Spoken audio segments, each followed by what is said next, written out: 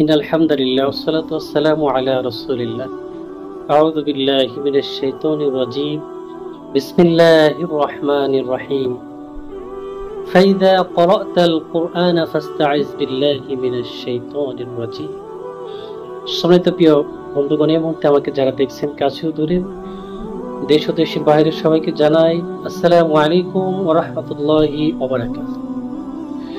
সম্মানিত প্রিয় ভাইরা, আমি আজকে আপনাদেরকে পবিত্র কোরআনুল কারীমের সূরা নাহলের ৯৮ নম্বর আয়াত থেকে কিছু কথা বলার চেষ্টা করব ইনশাআল্লাহ।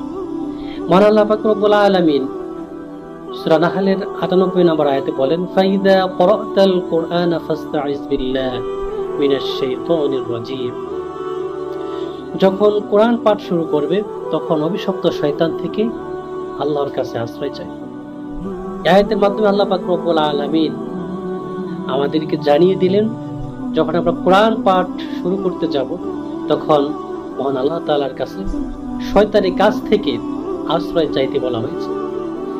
কেউ যদি কোরআন পড়ার সময় শুরুতে আউযুবিল্লাহ পাঠ না করেন তাহলে তার কবিরা গুনাহ হবে।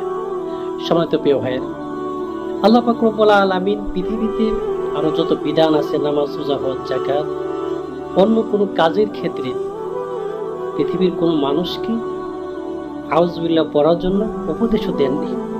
এখান থেকে বোঝা যায় শয়তানের সবচেয়ে বড় কাজ হলো মানুষকে কোরআনের জ্ঞান থেকে দূরে রাখা। শয়তানের সবচেয়ে বড় কাজ হলো সবচেয়ে বড় গুনাহ।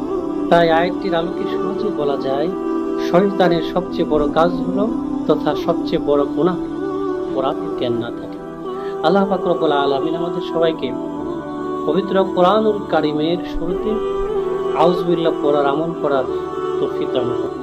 আসসালামু আলাইকুম ওয়া রাহমাতুল্লাহি ওয়া বারাকাতুহু।